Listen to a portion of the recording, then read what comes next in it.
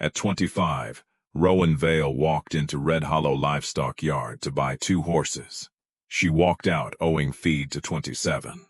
The lot was so quiet the auctioneer stopped pretending it was a real sale.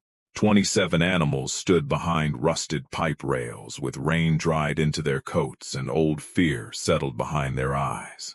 No catalog numbers, no individual bids, one price for all of them. The opening call was $3,600. Rowan raised card number 19. For half a second, nobody understood what she had done. Then the room broke into laughter. A cattle buyer named Jed Rusk leaned over the rail and said, loud enough for every row to hear, "You didn't buy horses, girl. You bought winter." He meant hunger, vet bills, frozen pipes, empty bank accounts. He meant a slow death with a barn around it.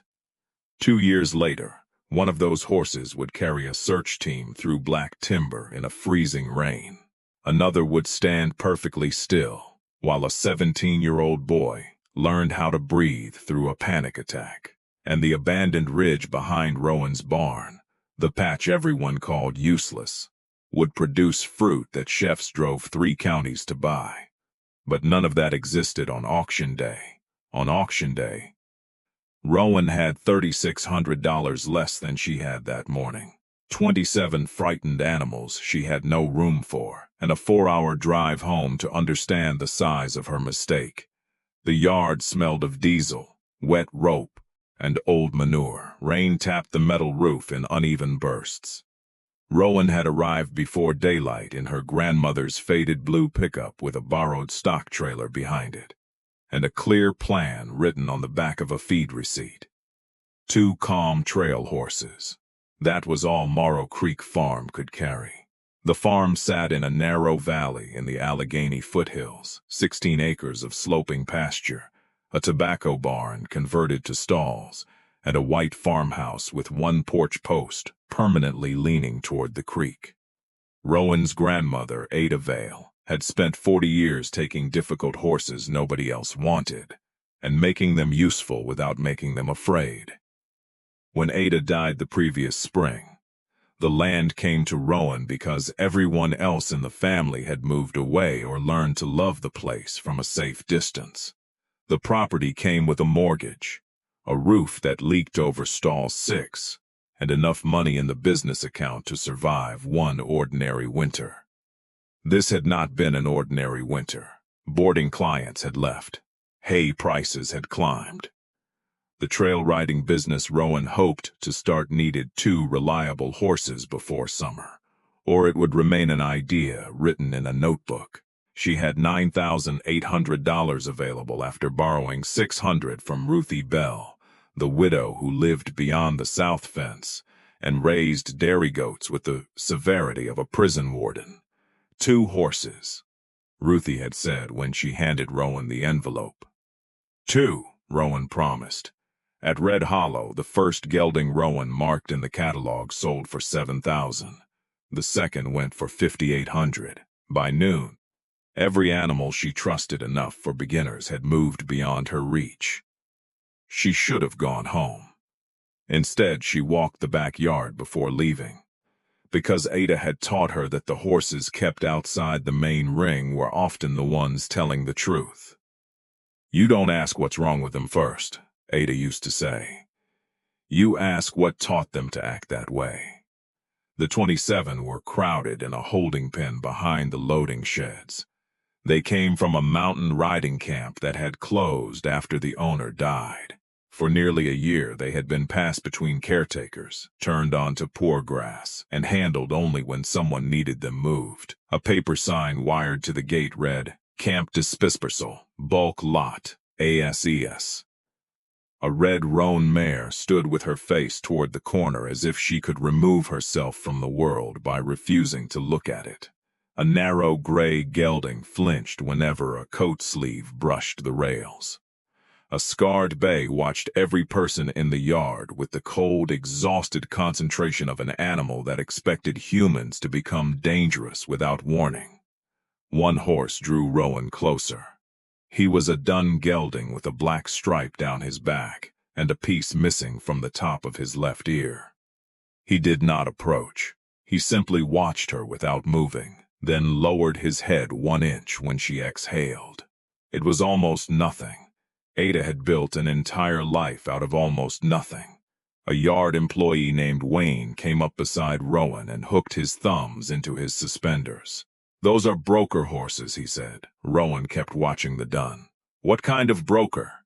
Wayne looked at her then, deciding how plainly to say it. "The kind that pays by the pound." The main sale ended at 4. Half the bleachers emptied. The auctioneer shuffled papers, drank from a foam cup, and announced the bulk lot without enthusiasm. 27 head. 1 money. 3,600 to start. Silence. Rowan could hear rain moving across the roof. She thought of the farm's checking account. She thought of the summer trail rides that did not exist yet. She thought of Ruthie's $600. She thought of Ada sitting on the porch steps years earlier, telling her that fear was often just intelligence trapped in the wrong pattern. Then Rowan lifted card 19. Jed Rusk laughed before the auctioneer had even said sold. No one bid against her. That was how she bought 27 horses for less than the price of 1 sound gelding. It took 3 trailers, 6 hours, and every favor Rowan possessed to get them out of Red Hollow. She refused to use whips. She refused to run them up the ramps.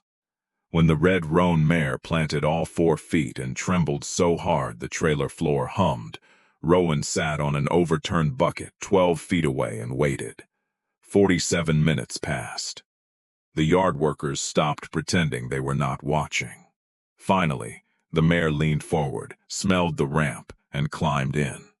"Could've had her loaded in 5, Wayne said, but his voice had changed. "Not the same horse at the end of it," Rowan answered. She pulled onto the highway after midnight with 1 trailer behind her and 2 more following. The rain had stopped. The mountains were black shapes beyond the guardrail. For the first 30 miles, Rowan's hands shook against the steering wheel. She did the numbers again. 27 horses, feed at current prices, farrier work, vaccines, unknown injuries, the roof over stall 6, the payment due on the 1st of the month. Her breathing tightened until she heard Ada's voice as clearly as if the old woman were sitting in the passenger seat. "You get 10 minutes to panic. Then you name the next job." Rowan looked at the dashboard clock. She gave herself 10. Then she said, "The next job is water." Behind her, 27 horses shifted in the dark. Morrow Creek Farm appeared at 4:30 in the morning. The white house pale under a thinning sky. Rowan unloaded by floodlight. She opened the lower pasture and watched the herd spread in uncertain clusters. The red roan went straight to the fence and stopped. The gray circled until sweat darkened his neck. The scarred bay positioned himself where he could see the gate, the barn, and every other horse. The dun with the torn ear lowered his head and ate. Rowan stood against the fence until the sun reached the ridge. Then she went inside, made coffee, and opened Ada's old green ledger.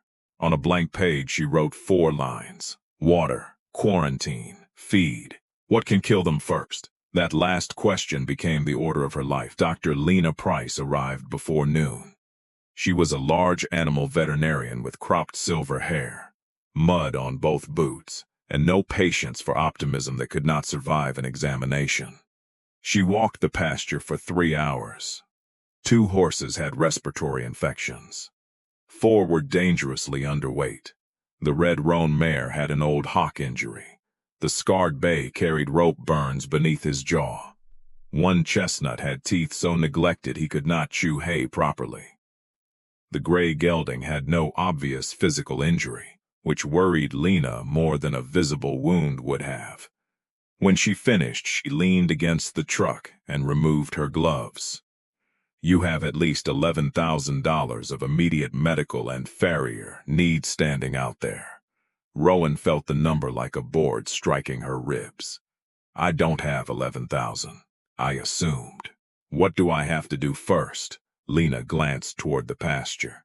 "Separate the coughs. Get weight on the fore, worse, teeth on the chestnut, blood work on the bay. No training pressure on the roan until I x-ray that hawk. She paused, and stopped thinking of them as 27 versions of the same problem. They are 27 individual problems. That's slower. Slower I can do. Can you afford slower? Rowan looked at the leaking roof. No. Lena nodded once. Then you'd better learn to afford it. The first invoice was $1,180. Rowan paid $600 and asked for 30 days on the rest. By the end of the first week, feed was costing $520 every 7 days. The farrier agreed to stagger visits. The electric company agreed to nothing. Rowan canceled the new roof estimate and placed a tarp over stall 6. She slept in pieces. At 3 in the morning, she checked temperatures. At 5, she mixed soaked feed. At 7, she cleaned the quarantine stalls. At 9, she worked the horses who could be worked.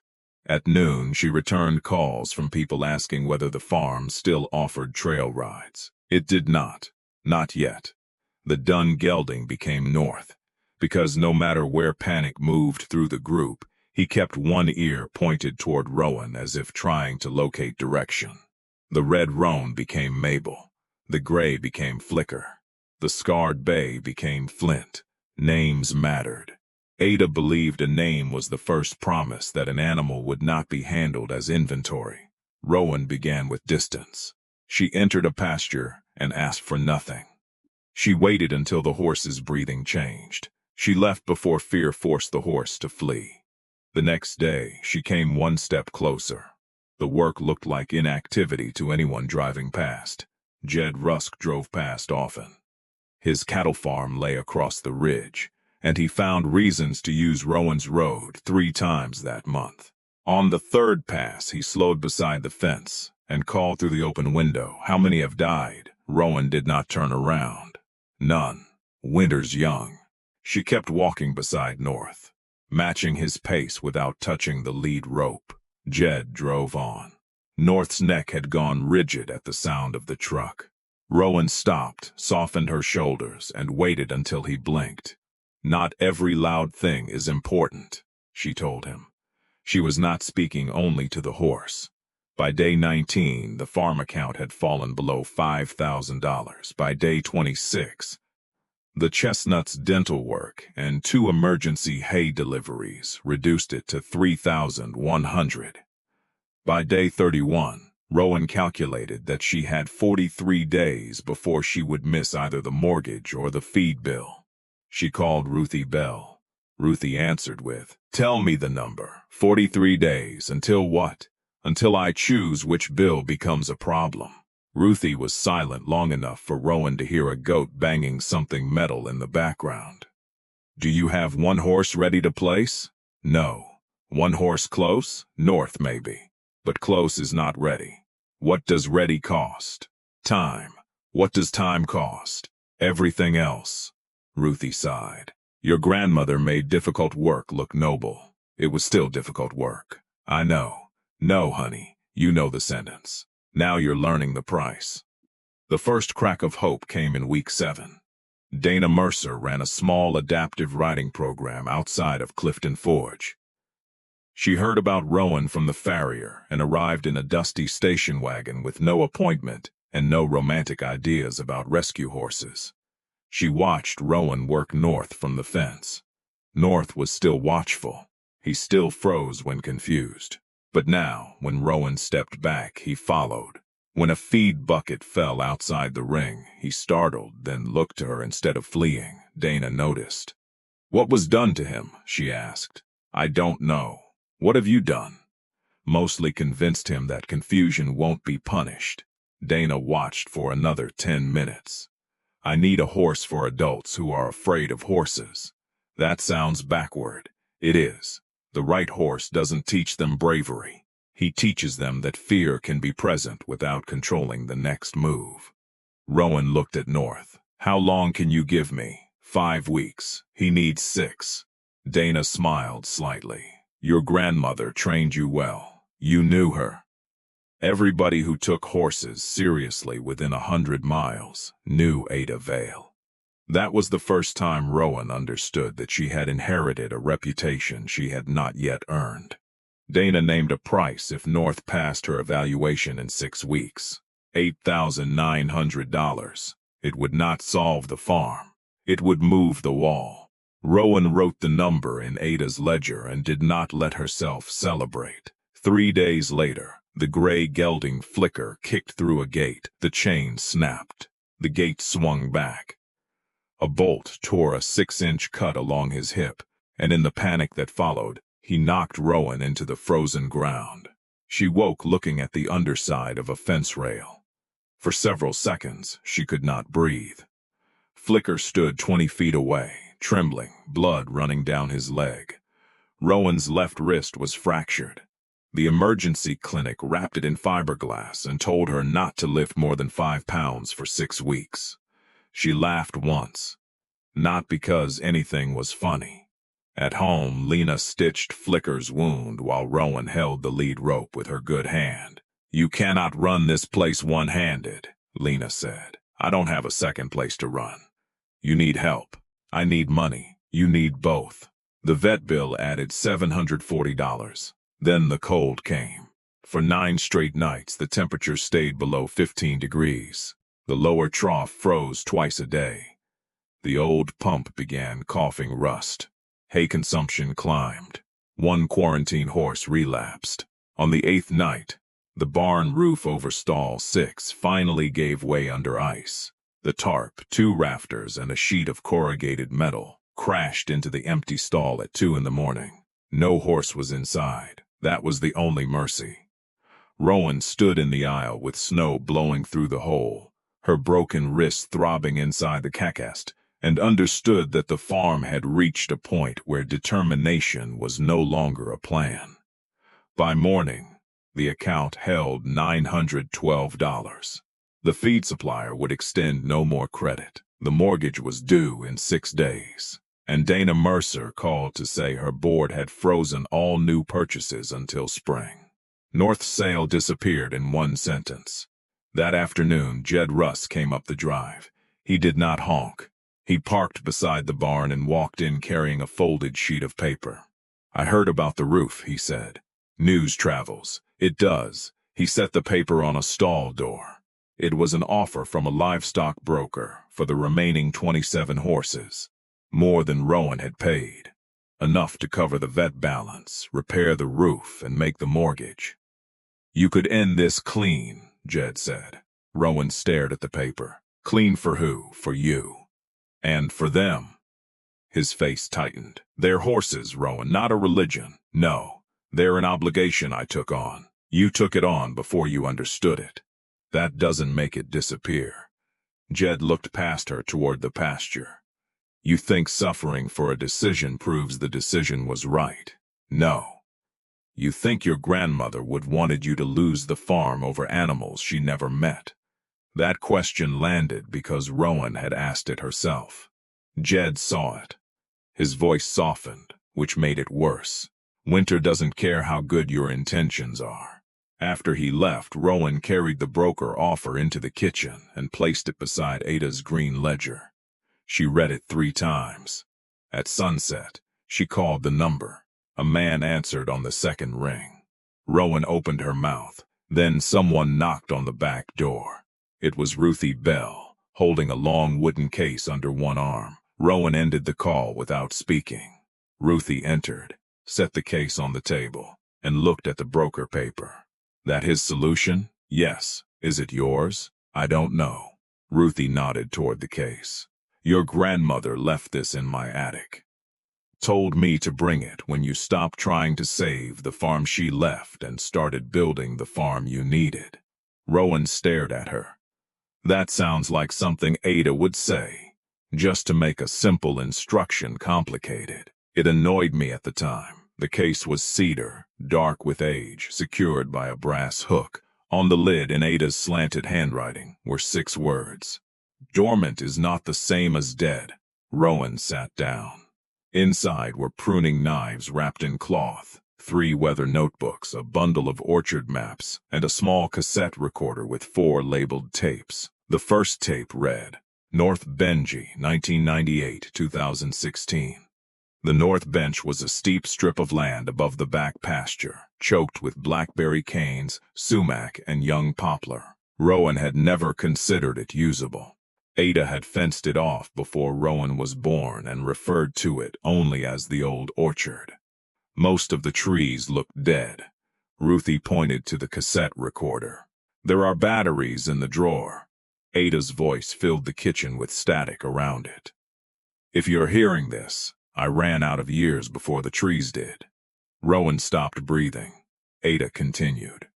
There are 46 grafted trees on the North Bench. Heritage cider stock, mostly. Some came from mountain farms that no longer exist. The roots are stronger than the tops look. I stopped maintaining them after my hip failed, but the spring line still runs beneath the east row. Clear the crowns. Cut the deadwood.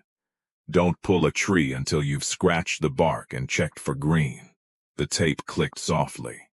I spent my life watching people throw away living things because they had confused neglect with the end of usefulness. Horses, land, sometimes themselves. Another breath of static. If you need money fast, the orchard will disappoint you. If you need proof that patience can become an asset, it may save you. The tape ended. Rowan sat in the quiet kitchen with the broker offer beneath her hand. Ruthie did not tell her what to do. That was why Rowan trusted her. Finally, Rowan tore the offer in half. The next morning she climbed the North Bench with a folding saw, a cast on one arm, and Ada's map tucked into her coat. Snow covered the ground between the trees. At first, the orchard looked exactly as useless as everyone believed. Then Rowan found the spring box. It was built from stacked stone under a collapse of leaves, feeding a narrow channel that ran beneath the eastern row. The water still moved. She found brass tags swallowed by bark.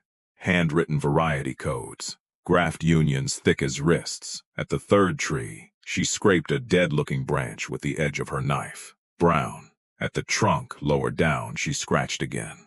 Green. Not much. Enough. She spent the next 12 days living 2 separate lives. Before dawn, she fed horses and broke ice. After morning treatments, she climbed the bench and cut deadwood one-handed. At midday, she returned to the barn. At night, she listened to Ada's tapes and copied orchard notes into the green ledger. Ruthie repaired fence. Lena called a veterinary student who needed field hours. The farrier accepted partial payment. Dana Mercer persuaded her board to approve a lease evaluation instead of a purchase. Help did not arrive as rescue. It arrived as smaller burdens. North passed Dana's evaluation in early March. The final arrangement was a 1-year lease with an option to buy. The first payment covered the mortgage, the feed balance, and half the roof repair. When Dana loaded him, North stopped at the ramp. Rowan felt the old fear move through him. She stepped back. He looked at her. Then he walked on. Rowan stood in the yard after the trailer left. Her good hand closed around the lead rope he no longer needed. She cried for less than a minute. Then she went to feed the remaining 26. The orchard woke slowly. In April, small green points appeared along branches Rowan had considered dead. By May, 17 trees had leafed fully. 9 more showed partial growth. 11 were gone beyond recovery. The rest remained uncertain. Rowan called the county extension office and asked for someone who knew old fruit trees. They sent Dr. Elias Grant, a pomologist from the state university, who arrived in mud-stained loafers and spent the first hour saying very little. He examined graft unions. He measured trunk diameters. He opened Ada's notebooks and stopped at the sugar readings from a 2009 pressing. Did she verify these? She wrote that she used the extension refractometer. Elias looked again. These are unusually high for an unmanaged mountain orchard. Unusually good, unusually concentrated. That can be good. It can also mean stressed trees and low yield. What would prove the difference? A harvest. How long? He looked toward the bench. 1 season for a clue, 3 for an answer. Rowan almost laughed. Everything honest seemed to require more time than she had. Elias closed the notebook. Do not commercialize anything yet. Restore the trees. Document every cut, treatment, bloom, and fruit set. If the stock is what these notes suggest, the value is not in volume. It is in rarity and flavor. Can rarity pay a feed bill? Sometimes, but not in April. The horses remained the only part of the farm that could earn money immediately, and they refused to follow a calendar. Mabel, the red roan, improved physically, but would never carry heavy riders. Flint allowed a halter after 18 days, then refused one for the next 4. Flicker healed from the gait injury and remained terrified of narrow spaces. A small black mare named Cricket developed into the steadiest horse in the group, then failed a buyer's soundness exam because of an old tendon injury no one had detected. Rowan began telling buyers no more often than yes. No, this horse was not ready. No, that horse was not suitable for a child. No. She would not lower the price by hiding the medical history. Each no cost money. Each no built something she could not see yet. In June, a trail outfitter named Malcolm Reyes came to evaluate 3 geldings. He bought one and leased another. In July, Dana bought North outright. In August, a county sheriff's mounted volunteer unit assessed Flint and rejected him after he stood rigid during a siren test. Rowan agreed with the rejection. But Lena, watching from the rail, noticed something else. He didn't run. He shut down, then recovered when you stepped in. That's not field ready. No. But it might be the beginning of a different kind of readiness. Rowan spent the autumn teaching Flint that pressure had an ending. Plastic tarps, radios, flashlights, dragging ropes, strange riders, sudden movement. Every exposure began small and stopped before panic became the lesson. He never became friendly. He became dependable. That winter, the county search and rescue coordinator, Miguel Santos, came to the farm looking for horses that could move through rough terrain without amplifying chaos. I don't need fearless, he told Rowan. Fearless animals make bad decisions. I need one that notices danger and keeps thinking. Rowan pointed toward Flint. He notices everything. Miguel watched the scarred bay for a long time. He looks like he hates me. He has standards. Flint's evaluation lasted 4 hours.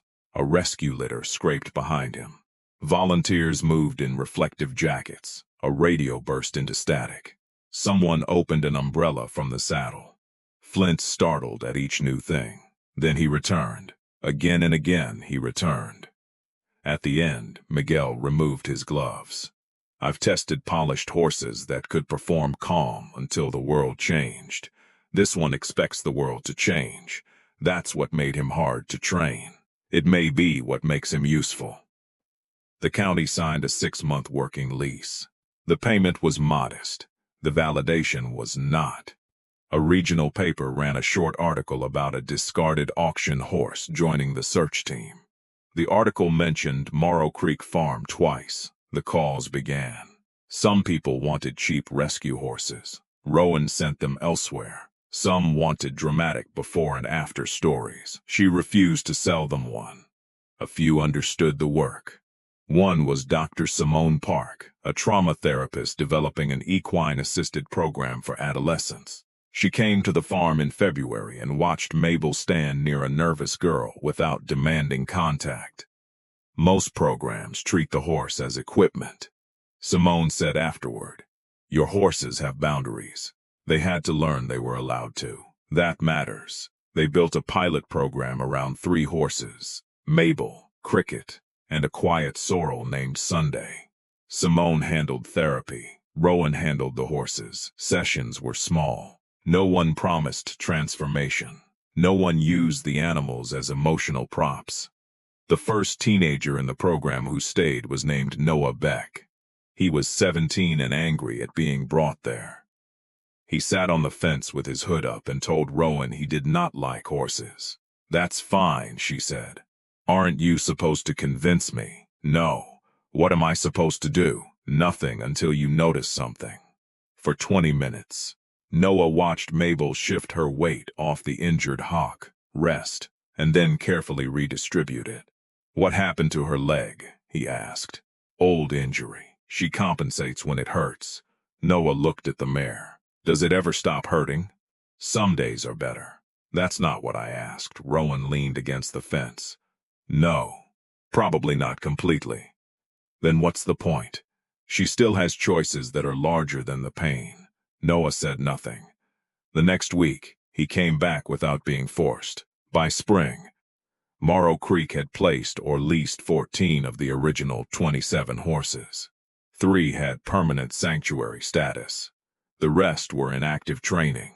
The farm was no longer falling at the same speed. That was not the same as being secure. The orchard's first meaningful bloom arrived in April. White flowers covered the north bench in irregular clouds. Rowan counted clusters until numbers blurred. She photographed each row. Elias returned, inspected pollination, and warned her against expecting too much. Old trees can bloom heavily and drop nearly everything. What would make them hold fruit? Tree health, weather, water, luck. I don't budget with luck. Farming does. A late frost came on April 29th. The temperature fell to 28 degrees before dawn. Rowan and Noah carried smudge pots up the bench and kept small fires burning between the rows while cold settled over the valley. Smoke moved low through the branches. Horses called from the dark pasture below. At 4 in the morning, Noah asked, "How do you know if this is working?" "You don't. Then why are we doing it?" "Because sometimes the job is to improve the odds." The frost blackened half the early blossoms. Rowan found them at sunrise. Edges curled brown. She stood between the rows with ash on her coat and felt the old math return. All that labor, all that waiting. One cold night, Elias came 2 days later. "You lost a lot," he said. "I can see that." "You did not lose all of it. That's not a business model." "No, but it's data." She hated him briefly for being correct. Fruit set on 19 trees. The apples were small at first, green and hard as marbles. By August, some had deepened to bronze, red, black, and striped gold. Ada's notebook identified the rows by code, not by common name. Several varieties could not be matched cleanly to university records. Elias took samples. He returned a week later with a handheld refractometer and a different expression. "These are not ordinary cider readings." "How not ordinary?" "Sugar is high. Acid is holding. Tannin is complex. Usually one of those dominates in neglected fruit." "What does that mean in plain English?" "It means somebody who understands fermentation is going to become very interested." The somebody was Celia Ward, owner of a small cidery outside Staunton. She arrived in September wearing work pants, carrying sterile bags, and treating every apple as evidence. She tasted 6 varieties. At the 7th, she stopped chewing. "What tree?" Rowan pointed. Celia walked back to it and picked another. "How many pounds can you give me?" "This year, maybe 400 from the whole bench, after we keep enough for testing and seed." "I'll buy all you release." "I haven't named a price." "I know." Celia looked up through the branches. "This is old mountain fruit, not sweet grocery fruit. It has structure. If the fermentation holds, it will make a cider people remember." Rowan folded her arms. "I'm not selling the story before we know the product." "Good. I'm not scaling faster than the trees can recover." "Better, and no exact location published." Celia smiled. "Your grandmother trained you to negotiate too?" "No. Ruthie Bell did. They pressed the first batch in October. Ada's old record showed a test pressing of 60 gallons in 2009. Rowan's restored orchard produced 143 gallons of usable juice in its first season. Not enough to change the farm, enough to prove the orchard was real. Celia bottled a limited dry cider the following summer. It sold through the cidery's allocation in 9 days. A chef in Charlottesville bought the remaining culinary apples for sauces and preserves. Rowan opened a farm stand on Saturday mornings with eggs, herbs, a small amount of fruit, and a chalkboard that listed exactly what was available and nothing more. She did not build a brand around miracles. She built records, horse intake, training hours, medical cost, placement criteria, tree health, bloom date, fruit weight, sugar and acid, what recovered, what did not. By the end of the third year, 22 of the original 27 horses had moved into permanent working or companion homes. Flint had participated in 5 search operations. North carried anxious adult riders at Dana Mercer's program. Mabel remained at Morrow Creek and worked in Simone's therapy sessions only when she chose to approach. The 5 permanent sanctuary horses cost money every day. The other work paid for that choice. The horse operation placed 10 to 12 animals a year, never the 25 people told Rowan she could place if she hurried. The orchard produced a small premium crop. The therapy program paid a steady facility fee. The search and rescue leases were modest but reliable. None of it alone saved the farm. Together it became a system. That was Ada's real inheritance, not a secret orchard, not a training method. A refusal to judge living things by the season in which they looked least useful. Jed Rusk returned to Morrow Creek on a bright October afternoon, 3 years after the auction. Rowan was repairing a water line beside the lower pasture when his truck stopped at the gate. He got out holding his hat. That alone told her the conversation would be difficult for him. "I saw Flint in the paper again," he said. "He helped locate a missing hunter. I heard." Jed looked toward the north bench, where leaves were turning copper above the orchard rows. "And people say the cider place bought your whole crop." "Most of it," he nodded. For a while, neither spoke. Then he said, "I was wrong." Rowan waited. "About the horses, about the farm, about you." The apology did not feel the way she had imagined it might during the first winter. There was no heat in it, no victory, only a tired understanding that being proven right had not repaired the roof, paid the vet, or brought back the hours she had spent afraid. "Okay," she said. Jed looked down at his hat. "I've got 8 acres on your west boundary. Good grass. I don't use it since I cut the cattle herd. I'd lease it to you below market if you maintain the fence." "Why?" "Because you need room." "That's not an answer." He looked at her then. "Because I helped make it harder when it was already hard." Rowan considered him. "Send the terms to Ruthie." His eyebrows lifted. "She handles your contracts. She handles men who arrive feeling noble." For the first time, Jed laughed without cruelty. "I probably earned that." "You did." The lease added enough pasture to take 6 new horses from a county neglect seizure the following spring. Noah arrived early the morning they came in. He was 19 by then, studying animal science at the community college and working weekends at Morrow Creek. The angry boy in the hood had become a quiet young man who knew how to stand near fear without taking it personally. One of the new horses, a black mare with a white chin, refused to leave the trailer. Noah reached for the lead. Rowan stopped him. "What is she telling you? That the ramp feels like a trap. What do you do?" "Make the next step smaller." He lowered the rope, stepped sideways, and waited. The mare's nostrils widened. 10 minutes passed. Then she moved one hoof forward. Rowan watched from the fence and heard Ada's voice again. Not as memory this time, but as a method continuing through another pair of hands. That autumn, the orchard yielded nearly 3,000 pounds of premium fruit. The horse program, therapy partnership, orchard contracts, and farm stand produced enough combined income to fund the sanctuary horses, pay 2 part-time workers, replace the barn roof, and keep a 6-month operating reserve. The number mattered because survival without numbers was only a story people told after the danger passed. The ledger showed the truth. 3 years. 22 placements from the original herd.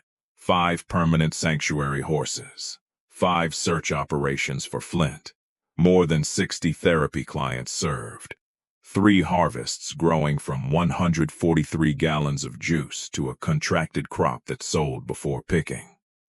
No single breakthrough had saved Morrow Creek. The farm survived because 100 small acts of patience finally began paying each other's bills. On the 4th anniversary of the auction, Rowan climbed the north bench before sunrise. The orchard stood bare after harvest. The stone spring box still carried clear water beneath the eastern row. In the pasture below, horses moved like dark shapes through silver fog. Ada's cedar case sat open on the kitchen table behind her.